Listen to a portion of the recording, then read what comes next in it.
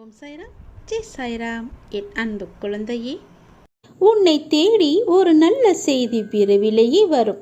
உன்னுடைய உள்ளமும் இல்லமும் மகிழ்ச்சி அடையும்.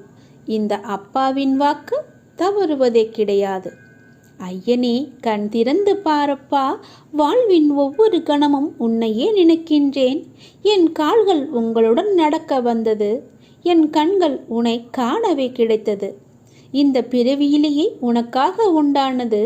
இறைவா, என் உடலில் ஒரு சொட்டு உதிரம் இருக்கும் வரையிலும் உன்னை காணும் வரம் வேண்டும். அருள் புரிவாய் அப்பாவே. ஆபத் பாந்தவனே, இன்பம் தருபவனே, ஈகை அளிப்பவனே, ஓல்வினையை அளிப்பவனே, நீங்களே எங்களை பார்த்து கொள்ளுங்கள் அப்பா என்று அவரிடம் நீங்கள் சரணடைந்து விடுங்கள். நான் ஒவ்வொரு மனிதனிடமும் பேசிக்கொண்டிருக்கிறேன். அவர்கள்தான் என்னை அறிந்து கொள்ள முடியாமல் தவித்து கொண்டிருக்கின்றனர். எப்பொழுதுமே பேசிக்கொண்டேதான் இருப்பேன்.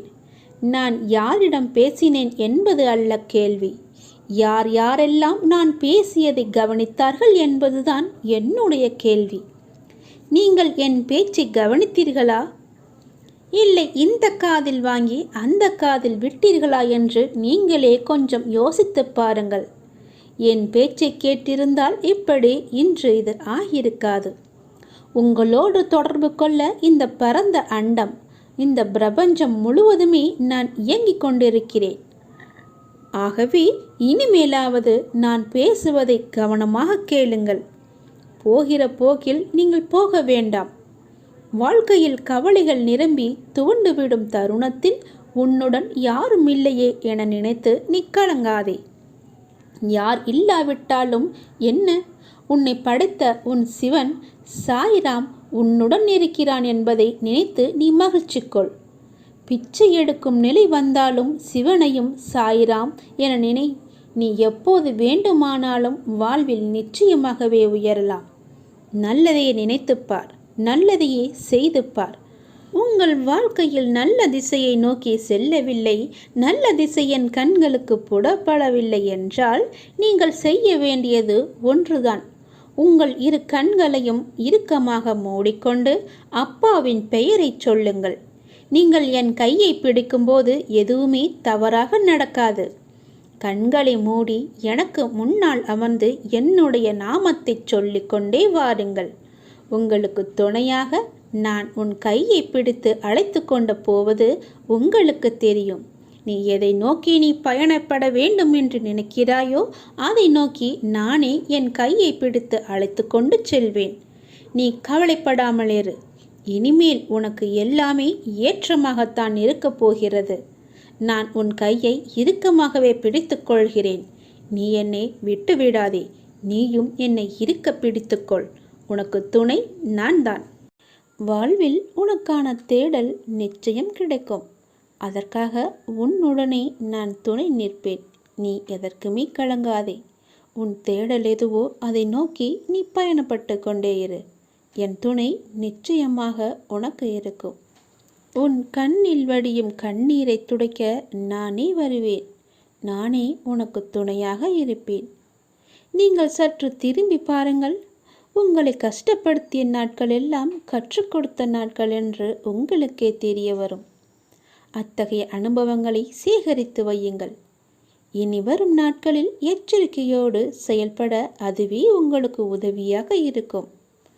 கவலைப்படுவதற்கு காரணங்களை தேடாமல் ஒவ்வொரு நிகழ்விலும் உள்ள யதார்த்தத்தை எண்ணி மகிழ்ச்சியாக இருக்க பழகி கொள்ளுங்கள். எந்த சூழ்நிலையிலும் முயற்சியை மட்டும் கைவிடாதீர்கள். விதியின் பயனில்லை என்றாலும் முயற்சியின் பலன் கட்டாயம் உண்டு. காலில் மிகச்சிறிய முள் குத்தி இருந்தால் கூட எவ்வாறு விரைவாக ஓட முடியாதோ அதே போல உங்கள் மனதில் சிறிய சிறிய பிரச்சனைகள் உங்கள் செயல்பாட்டு திறனை பாதித்தால் நீங்கள் பெரிய வாய்ப்புகளை உரிய தருணத்தில் சரியான முறையில் பயன்படுத்தி வெற்றி காண முடியாது.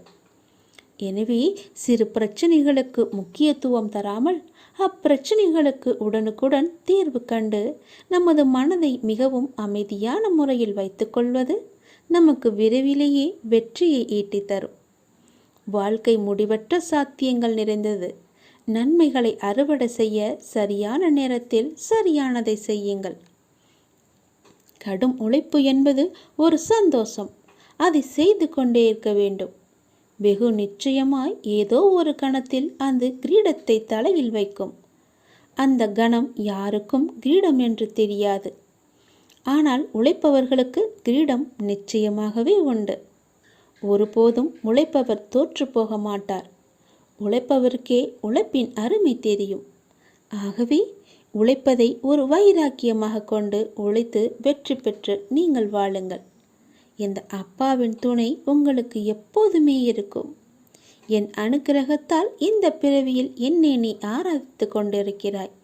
அப்படி என்னை வணங்கும் அவகாசம் உனக்கு கிடைத்ததே ஒரு பெரிய யோகம்.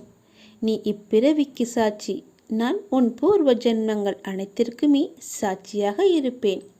நீ எதை பற்றியுமே கவலைப்படாமல் உன்னுடைய இலக்கு எதுவோ அதை நோக்கி நீ பயணப்பட்டு கொண்டே இரு. உன் இலக்கில் எந்த ஒரு கெடுதலும் வராமல், எந்த ஒரு தடையும் வராமல் நான் பார்த்து கொள்கிறேன். இந்த உலகம் என்பது எல்லோருக்குமே சமம்தான். யாரும் இங்கே அனாதைகள் அல்ல. யாரும் இங்கே உற்றார் உணர்வுகள் இல்லாத தனியாக விடப்பட்ட நபர் அல்ல. எல்லோருக்குமே எல்லாமே இருக்கின்றது. யாரும் எதுவும் இல்லாமல் இங்கே இருக்கவில்லை. அவர்களுக்கு துணையாக நான் இருக்கிறேன். இந்த உலகத்தில் உயர்ந்தவர் தாழ்ந்தவர் என்று யாருமே கிடையாது. யாரும் ஏழையும் அல்ல, யாரும் பணக்காரரும் அல்ல. யாரும் உயர்ந்த ஜாதியும் அல்ல, யாரும் தாழ்ந்த ஜாதியும் அல்ல. யாரும் யாரை விடவும் உயர்ந்தவர் என்றோ தாழ்ந்தவர் என்றோ மதிப்பு மிக்கவர் என்றோ அறிவானவர் என்றோ அழகானவர் என்றோ உங்களையும் நீங்கள் மற்றவர்களையும் நினைக்க வேண்டாம். இந்த பூமியில் ஒவ்வொரு மனிதர்களுமே சிறப்புக்குரியவர்தான். அனைவருமே தத்தம் துறைகளில் சிறப்பானவர்களே. வெட்ட வெளியில் உச்சி வெயிலில் வியர்வை சிந்த நிலத்தில் உழைத்து களைப்பவர்கள் ஆணாக இருக்கட்டும் பெண்ணாக இருக்கட்டும், யாவருக்குமே எல்லோருக்குமே உள்ளதை போல் சுயமரியாதை, கோபம், வலி, மகிழ்ச்சி, பசி, உறக்கம், இழிச்சொல்லின் வலி, புறக்கணிப்பின் வலி போன்ற தனிமனித உணர்ச்சிகள் அத்தனையும் அனைவருக்குமே உண்டு. அவர்களும் மனிதர்கள்தான். உண்மையில் உயர்ந்தவர் தாழ்ந்தவர் என்று யாருமே இல்லை. சில வாய்ப்புகள்தான் யார் இந்த பொழுதில் அவசியமானவர் என்பதை நமக்கு புரிய வைக்கிறது. அந்த புரிதலை உணர்ந்து கொள்பவர்கள் மனித நேயத்துடனே நடந்து கொள்வர். மனிதநேயம் கொண்டவர்களாலேயே மக்களை திருப்திப்படுத்தும் சேவையை வழங்க முடியும். அவர்களே மரணித்தாலும் மனிதர்கள் மனங்களில் இடம் பிடித்து எப்போதும் அழியா புகழுடன் இருப்பார்கள். மனிதர்கள் யாராயினும் அவர்கள் அனைவருமே சமம்தான். உயர்ந்தவர் என்றோ தாழ்ந்தவர் என்றோ படித்தவர் என்றோ படிக்காதவர் என்றோ ஏழை என்றோ பணக்காரன் என்றோ கருப்பு என்றோ சிவப்பு என்றோ உயர்ந்த ஜாதி என்றோ தாழ்ந்த ஜாதி என்றோ எந்த இருமே கிடையாது. அப்படிப்பட்ட நிலை நிச்சயமாகவே மாற வேண்டும். சமத்துவம் என்ற நிலை நிலவ வேண்டும் என்றால் மக்கள் மனதில் மாற்றம் ஏற்பட வேண்டும். ஏற்பட்டே ஆக வேண்டும். எனக்கு எல்லோருமே சமம்தான். நான் யாரையும் ஏற்று இரக்கத்தோடு நான் பார்ப்பதே இல்லை. அது நம்மிடமிருந்தே தொடங்குவோம். இனி ஒரு உலகம் புதிதாக அமைப்போம். நிகரான மனிதர்களை மதிப்போம். நாமாக வாழ்வோம். முதலில் மனிதனாக வாழ்வோம். நான் யாரையும் ஏற்றம் இரக்கம் கொண்டு பார்க்காமல் அனைவரையும் சமமாகவே பார்க்கிறேன். எல்லோருமே என்னுடைய குழந்தைகள்தான். நீங்களும் அப்படியே பாருங்கள்.